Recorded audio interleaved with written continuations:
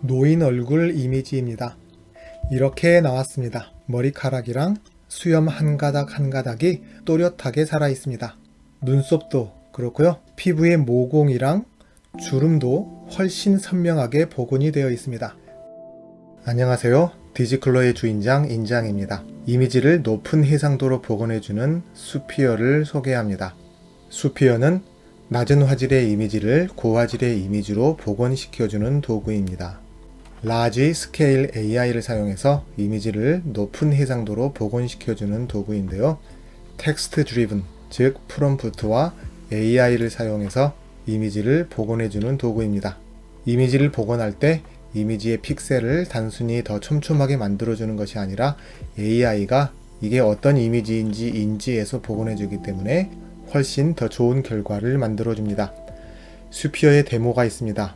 이렇게 화질이 낮은 이미지가 있을 때 수피어를 사용하면 높은 해상도의 이미지로 복원시켜줍니다. 이 아래에 보면 더 많은 예제들이 있는데요. 이렇게 화질이 낮은 이미지를 높은 해상도로 복원시켜주고 인물의 얼굴 사진도 이렇게 복원시켜줍니다.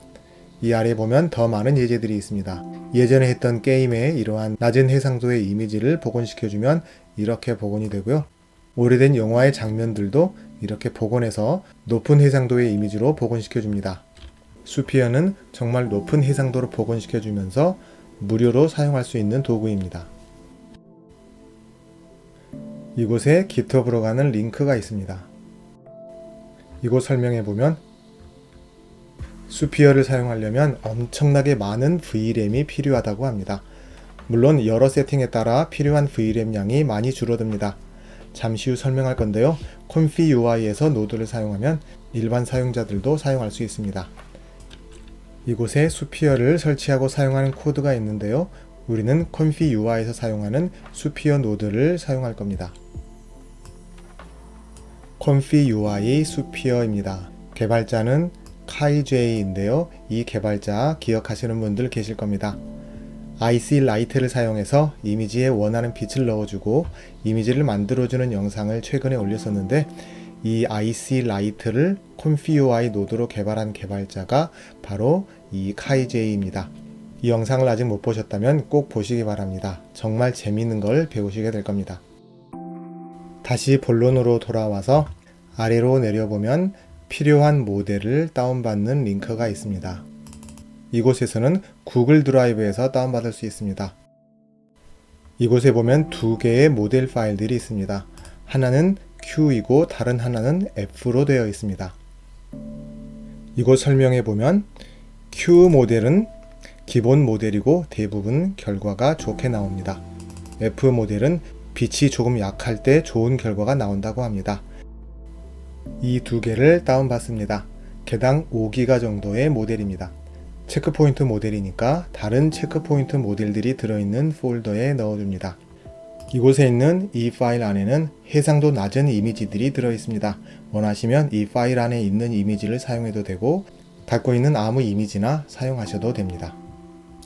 ComfyUI 수피어는 여러 번 업데이트가 되었는데요. 가장 최근 업데이트에 보면 방금 전에 다운받았던 모델 파일들의 슬림 버전을 만들어서 올렸다고 합니다. 방금 전에 다운받았던 파일의 크기가 5기가이고 이것은 그 절반 정도 됩니다. 결과에 큰 차이는 없습니다. 굳이 사이즈 큰 파일을 사용할 필요 없으니까 이걸 다운받아서 사용하셔도 됩니다. ComfyUI 수피어가 그렇게 어렵지는 않습니다. 하지만 이곳에 Examples에 들어가 보면 이미 만들어진 워크플로우가 있습니다. 이 워크플로우를 사용해서 시작하면 훨씬 쉬울 겁니다. 이 워크플로우 파일을 다운받습니다.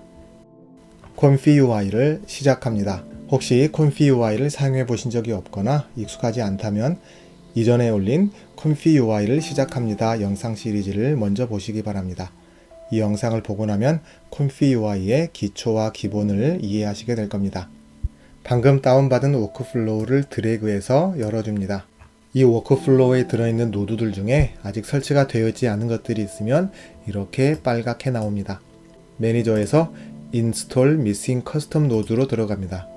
이렇게 하면 필요한 노드들이 나타납니다. 지금 이 상태는 ComfyUI에 다른 노드가 전혀 설치되어 있지 않은 상태입니다. 이런 노드들을 하나씩 전부 설치한 후에 ConfigUI를 다시 시작하면 됩니다. 이제 모든 노드들이 문제없이 나타납니다. 항상 설명하는 거지만 단순히 이 워크플로우를 사용하는 것 이상으로 뭔가 배울 수 있는 내용들을 함께 설명할 겁니다. 이 워크플로우는 정말 간단합니다. 기본으로 제공되는 워크플로우와 비교해서 설명하겠습니다. 아주 상세하게 설명할 거니까 잘 보시기 바랍니다. 이 기본 워크플로우는 프롬프트를 주고 이미지를 생성하도록 해줍니다. 이곳에서 체크포인트 모델 하나를 선택하고 만들고 싶은 프롬프트를 이곳에 적어줍니다. 그리고 이 파지티브와 네거티브를 이곳에 있는 K샘플러로 넣어줍니다. 그러면 이 K샘플러가 이미지를 만들어줍니다. 만들어진 결과 이미지가 VAE 디코더를 통해서 우리가 볼 수 있는 픽셀 이미지로 나오고, 이걸 보여주거나 저장해달라고 하면 이렇게 나옵니다. 이게 텍스트 투 이미지입니다. 그런데 우리가 이미지 하나 주고 그 이미지를 바꿔달라고 할 때는 여기에 있는 비어있는 이미지가 아니라 로드 이미지를 추가해서 K샘플러로 넣어줍니다. 그런데 우리가 볼 수 있는 이미지는 픽셀 이미지이고 K샘플러가 받아서 사용하는, 즉 AI가 이해하는 이미지는 레이턴트 이미지입니다. 그래서 이 이미지를 VAE 인코더를 통해서 레이턴트 이미지로 바꿔주고 이 레이턴트를 K샘플러로 넣어줍니다. 이런 식으로 만들어 놓은 게 우리가 알고 있는 이미지 투 이미지가 됩니다. 이 구조를 잘 기억하시기 바랍니다.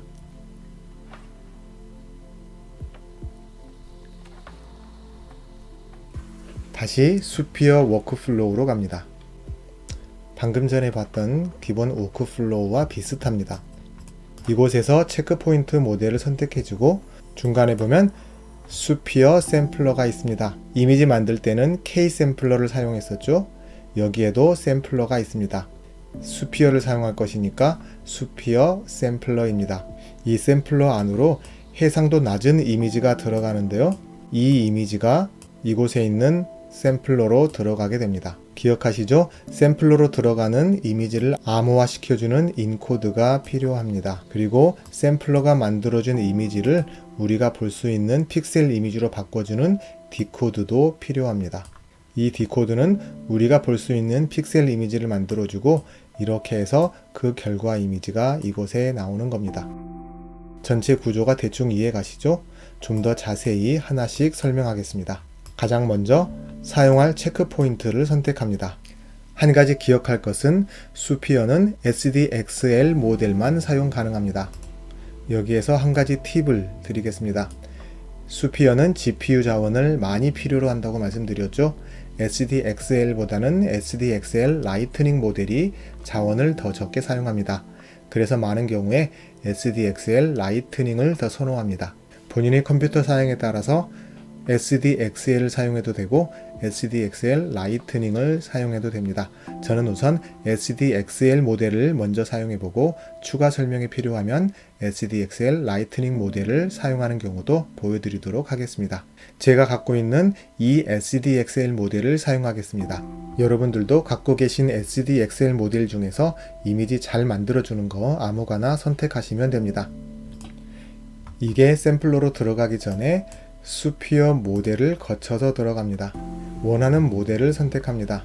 스피어 Q하고 F 두 개 있던 거 기억하시죠? 기본으로 Q를 사용한다고 말씀드렸었습니다.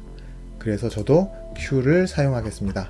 궁금하시면 F도 직접 사용해서 비교해 보시기 바랍니다. 이제 이것이 샘플러로 들어갑니다. 스피어 샘플러입니다. 그리고 이곳에 우리가 복원하고 싶은 이미지를 넣어줍니다. 이곳에 넣어주는 이미지를 더 높은 해상도로 만들어 줄 겁니다. 본인이 갖고 있는 이미지 아무거나 사용해도 됩니다. 저는 이 이미지를 사용해 보겠습니다. 이 원본 이미지는 1024 곱하기 1024입니다. 이걸 이대로 사용해도 되고요. 이 워크플로우에서는 이걸 1536 곱하기 1536으로 해 놓았습니다. 그래서 결과적으로 1.5배 업스케일이 될 겁니다. 조금 전에 기본 워크플로우에서 이미지 투 이미지 설명할 때 주어진 이미지를 인코드를 통해서 샘플러로 넣어줬던 거 기억하시죠? 바로 그겁니다. 이 이미지는 인코드를 통해서 샘플러로 들어갑니다. 하지만 그 전에 수피어 디노이저를 통해서 들어갑니다. 이곳 설명해 보면 수피어의 첫 단계 작업을 해주는 노드입니다. 쉽게 말해서 이상한 거 수정해주는 작업을 해줍니다. 그리고 인코드를 통해서 샘플러 안으로 들어갑니다. 사용할 프롬프트는 이곳에 넣어줍니다. 현재 이렇게 되어 있습니다. 노인 사진이라고 되어 있네요. 아마도 이 사진을 사용했던 것 같습니다. 저는 이 사진을 사용하는 거니까 산 위에 있는 사륜구동 자동차라고 해주겠습니다. 이 샘플러가 만들어준 이미지는 AI가 이해할 수 있는 레이턴트 이미지이고 이게 디코드를 통해서 우리가 볼 수 있는 픽셀 이미지로 바뀝니다. 이 결과 이미지가 여기에 보이게 되고 동시에 이미지 컴페러에서는 원본 이미지하고 결과 이미지를 비교할 수 있도록 해줍니다. 우선 세팅을 아무것도 바꾸지 않고 이대로 만들어 보겠습니다. 이렇게 나왔습니다. 원본 이미지와 결과 이미지를 비교해 보면 이렇습니다. 오른쪽이 원본이고 왼쪽이 결과입니다. 해상도가 높게 복원되기는 한데 결과가 조금 실망스럽습니다. 이제 세팅을 하나씩 바꿔보겠습니다. 우선 먼저 사용하고 있는 체크포인트 모델이 뭔가를 봐야 합니다. ZV Chroma XL 7.0 모델입니다. 예전에도 여러 번 언급했었지만 모델을 다운받아서 사용할 때는 그 모델에 권장하는 세팅이 무엇인지를 봐야 합니다. 밑에 설명을 보겠습니다. 이 모델을 사용할 때 주어지는 팁이 있습니다. 뭐 이렇게 저렇게 하면 더 잘 나온다 하는 내용입니다. 프롬프트를 이렇게 하면 잘 나올 거다 라고 설명도 해줍니다. 이곳에 보면 권장하는 세팅이 있습니다. 이런저런 설명을 하는데요. 스텝을 20에서 40 정도로 하라고 합니다. 샘플러에 따라서 더 낮게 혹은 더 높게 하라고 하는데 기본적으로 20에서 40으로 해서 사용하라고 합니다. 그리고 CFG도 조금 높게 잡으라고 합니다. 현재 샘플러의 세팅을 보겠습니다. 스텝이 10으로 터무니없이 낮습니다. SDXL이니까 스텝을 높여야 합니다. 참고로 SDXL 라이트닝을 사용할 경우에는 스텝도 낮게 그리고 CFG도 낮게 사용하는 게 보통입니다. 하지만 우리는 지금 SDXL 모델을 사용하고 있기 때문에 이 값들을 높여줘야 합니다. 방금 전에 스텝을 20에서 40으로 하라고 하니까 그 중간쯤인 30으로 해주겠습니다. 그리고 CFG도 4로 해주겠습니다. 수피어 샘플러에서는 CFG 값을 시작할 때와 끝날 때를 나눠서 넣게 되어 있습니다. 저는 그런 거 따지지 않고 그냥 하나로 퉁쳐서 4로 해주고 만들어 보겠습니다. 이렇게 나왔습니다. 결과가 훨씬 선명하게 나옵니다. 근데 원본 이미지와 많이 다르게 나옵니다. 높은 해상도로 복원하는 작업은 원본 이미지에 없는 이미지 내용들을 채워넣는 거라서 AI가 필요한 내용을 알아서 추가해 줍니다. 그래서 원본과 완전히 동일하게 나오기는 힘듭니다. AI가 나름대로 최선을 다해서 복원해 주는 겁니다. 원본 이미지가 해상도가 높으면 결과 이미지도 비슷하게 나옵니다. 하지만 원본 이미지의 해상도가 낮을수록 AI가 잘 생각해서 알아서 채워줍니다. 그래서 필요한 만큼 원본과는 다르게 나옵니다. 뒤에 있는 산을 바위산으로 채워줬네요. 조금 바뀐 게 보이시죠? 오른쪽 산 위에 있는 조그만 나무인가요? 하는 것들도 마음에 듭니다. 오른쪽에 있는 이 부시나 이런 것들도 잘 나왔습니다. 헤드라이트도 마음에 들고 타이어는 진짜 잘 만들어졌습니다. 차 옆면이랑 사이드 미러도 잘 만들어졌습니다. 특히 아래의 지면이 정말 마음에 듭니다. 원본에 없는 자갈이나 그런 것들도 AI가 알아서 복원해줬습니다. 그런데 전체적으로 좀 과하게 나온 것 같습니다. AI가 살짝 오버해서 바꾼 것 같습니다. AI의 오버를 조금 줄여주겠습니다. 이곳의 CFG를 3으로 낮춰주고 다시 한번 만들어 보겠습니다. 이렇게 나왔습니다. AI의 오버가 조금 줄어들긴 했지만 이 차의 광택도 조금 줄어들었습니다. CFG의 4가 너무 과하고 3이 너무 약하다면 그 중간쯤인 3.5를 해주고 다시 한번 만들어 보겠습니다. 이렇게 나왔습니다. 광택이 더 살아났습니다. 여기서 팁 하나 드립니다. CFG 시작과 끝이 두 개로 되어 있어서 항상 이 둘을 동시에 바꿔주는 게 번거로우면 이걸 인풋으로 바꿔서 플로우트 값을 한꺼번에 넣어주면 됩니다. 저번 영상에도 설명을 했었는데요. 마우스 오른쪽을 누르고 CFG 스타트하고 CFG 엔드를 인풋으로 바꿔줍니다. 그리고 나서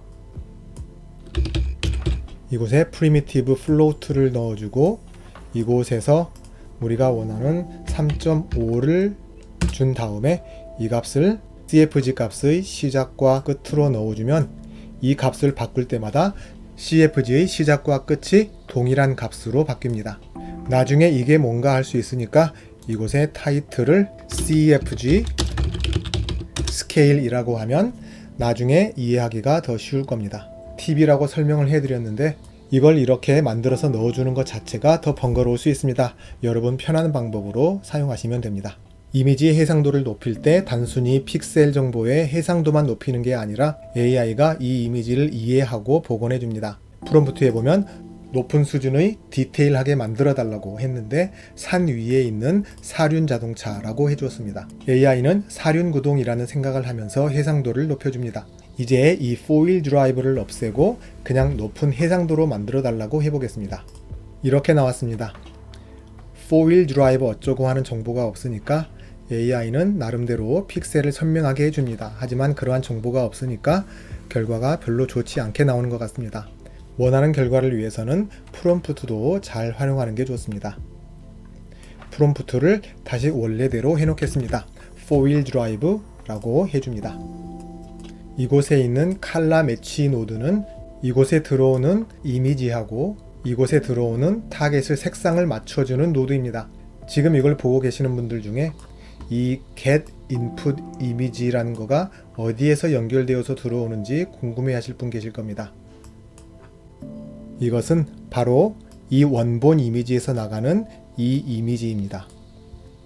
이곳을 마우스 오른쪽으로 누른 다음에 연결된 선을 보여달라고 하면 이렇게 나옵니다. 원래는 이렇게 선으로 쭉 연결해서 이어주는 건데요. 콘피 UI를 사용하다 보면 선들이 너무 많아서 정신없을 수 있습니다. 그래서 무선으로 연결해주는 역할을 해줍니다. 마치 집이나 사무실에서 와이파이 공유기 켜놓은 거라고 생각하시면 됩니다. 이 연결선을 다시 숨겨주겠습니다. 여기 겟에 보면 지금 현재 두 개의 신호가 감지되어 있습니다.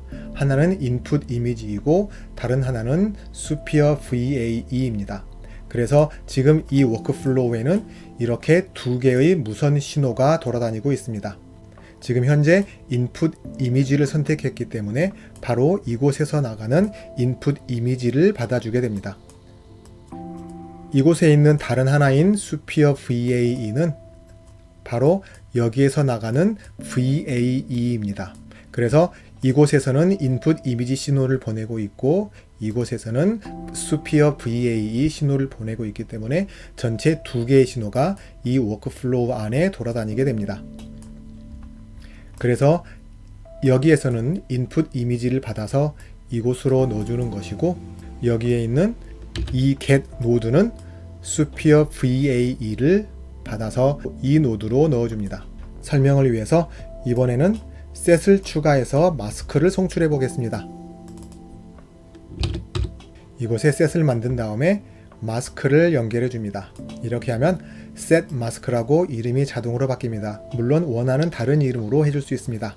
이곳에 컨스턴트에 원하는 이름을 해줍니다. 마스크라고 해주겠습니다. 이렇게 하면 이 신호도 이제 이 워크플로우에서 돌아다니게 됩니다.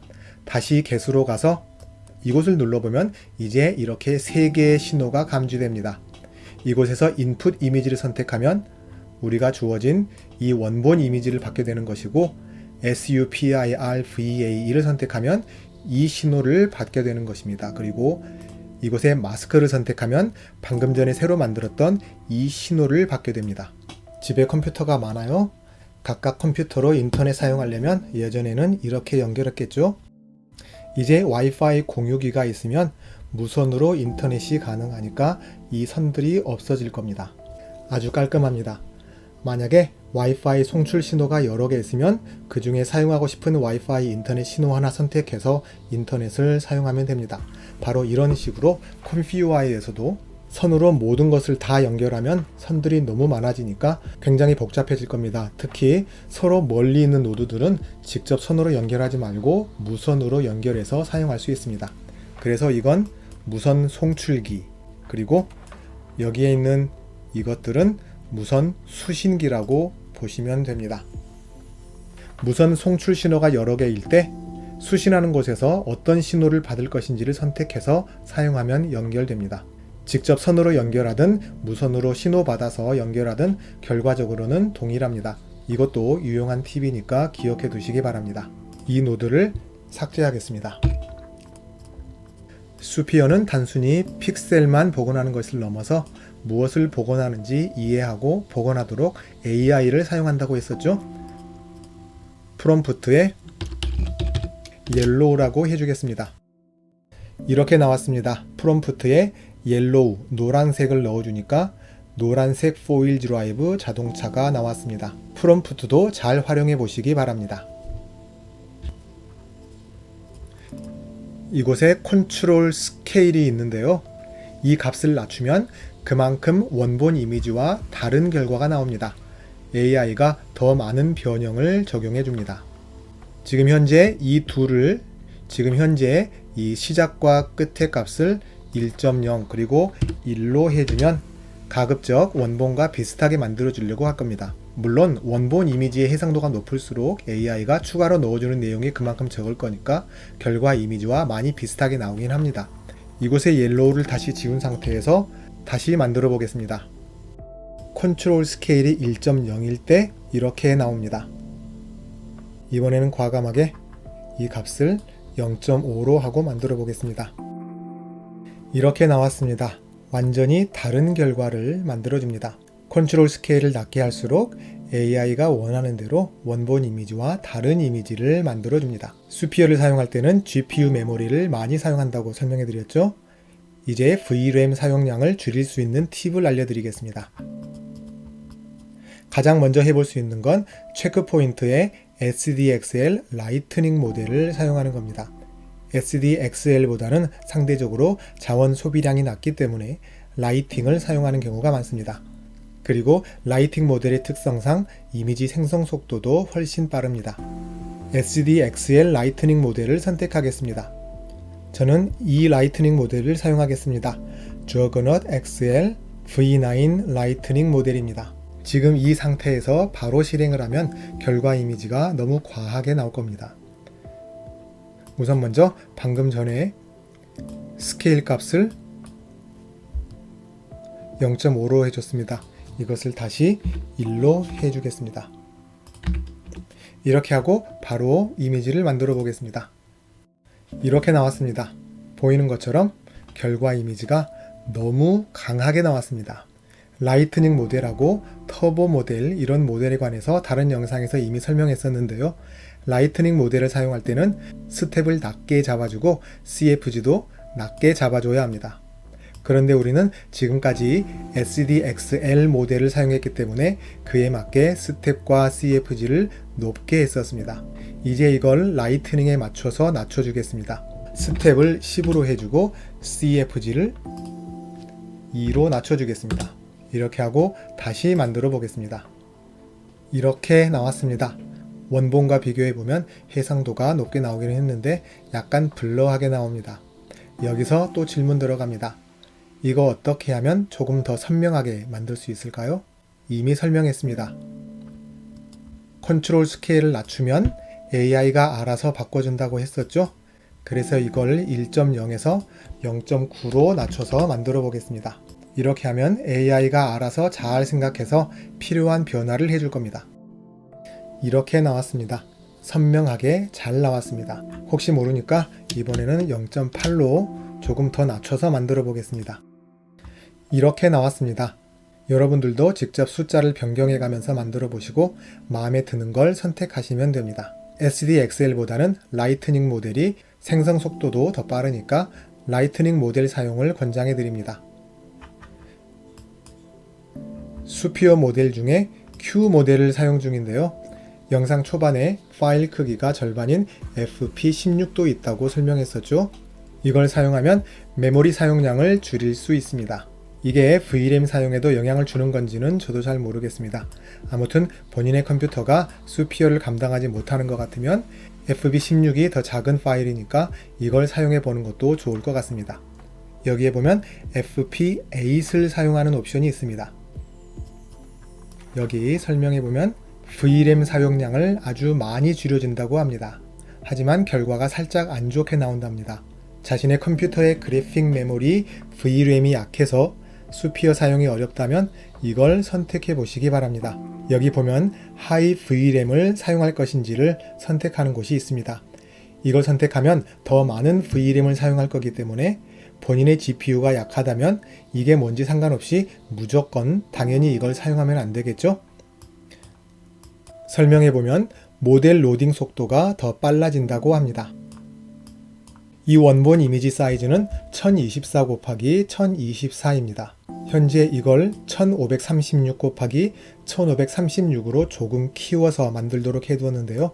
이걸 조금 더 키워주겠다고 2048 곱하기 2048로 해주고 이미지를 만들면 해상도를 높여주면서 2배로 업스케일을 해줄 겁니다. 이렇게 하고 만들어 보겠습니다. 이렇게 나왔습니다. 원본 이미지의 해상도가 워낙 낮다 보니까 이 원본의 크기만 크게 해주면 이상하게 나오는 부분들이 생길 수 있습니다. 다른 방법으로는 먼저 높은 해상도로 복원시키고 나서 그 다음에 업스케일을 해줄 수 있습니다.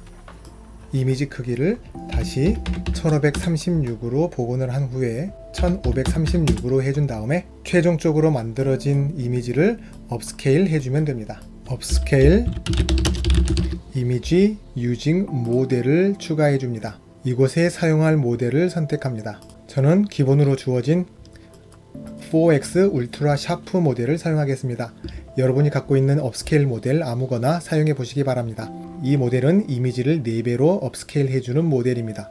이곳에서 나가는 이미지를 이곳으로 넣어주면 이 노드에서 나가는 이미지는 1536의 4배 되는 이미지, 즉 6144 UK 이미지입니다. 그리고 원하시면 이 이미지를 조금 더 업스케일 해줄 수 있습니다.